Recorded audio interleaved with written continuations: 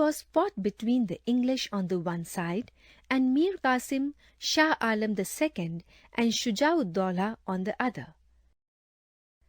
After the Battle of Plassey, Mir Jafar became the Nawab of Bengal, but he was a Nawab in name only.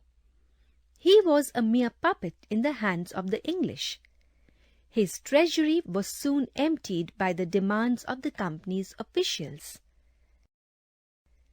The company and its servants were no longer interested in mere trade with India.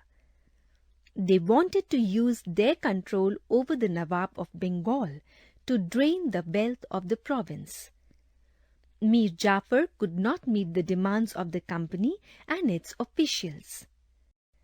The responsibility of running the administration lay on his shoulders, but he had no powers. As a result, the administration deteriorated. The English charged him with the neglect of administration and deposed him in 1760.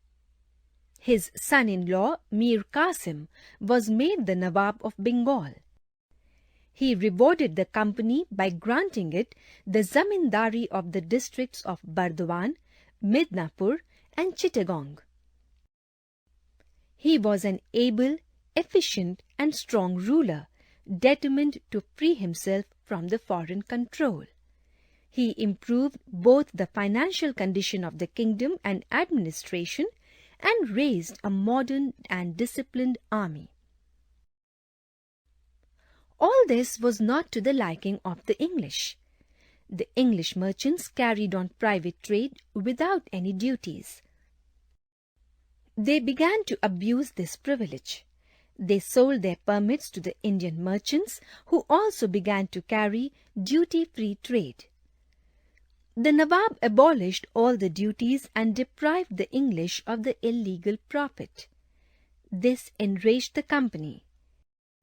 At the same time, the company and its officials began to oppress and ill-treat the officers of the Nawab and the poor people of Bengal. There could not exist two masters in Bengal.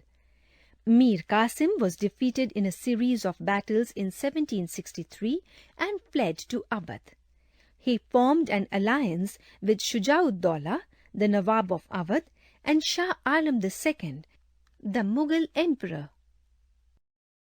The three Indian monarchs clashed with the company's army at Buxar on 22nd October 1764, but were badly defeated.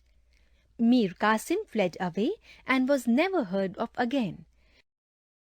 Shuja'ud-Dawla and Shah Alam II submitted, and the war came to an end by the Treaty of Allahabad in 1765. The Nawab of Awadh was made to pay a huge war indemnity of 50 lakh rupees to the company and cede the districts of Kara and Allahabad. These districts were handed over to Shah Alam II. Shah Alam II granted the Diwani of Bengal, Bihar and Odisha to the company. The English promised him a pension of rupees 26 lakh a year. This battle is very important in the history of India. The English defeated three Indian princes, became the masters of Bengal, Bihar and Odisha, and used Awadh later on as a buffer state between their possessions and the Marathas. This battle completed the work begun by the Battle of Plassey and made the English company a sovereign power in India. How did the assumption of Diwani benefit the East India Company?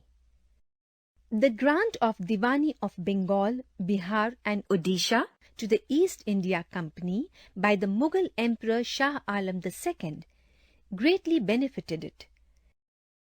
It solved the major problem of the company by providing it vast finances which it was lacking in buying Indian goods. Formerly, it had to import gold and silver from Britain in large quantities to buy most of the goods in India. At that time, Britain had no goods to sell in India which could fetch her finances to buy Indian goods. But the Diwani of Bengal, Bihar and Odisha not only helped her to meet administrative expenses, but also enabled her to buy Indian goods to be exported to Britain. In short, we can say that the assumption of Diwani by the East India Company solved all her problems to purchase cotton and silk textiles in India,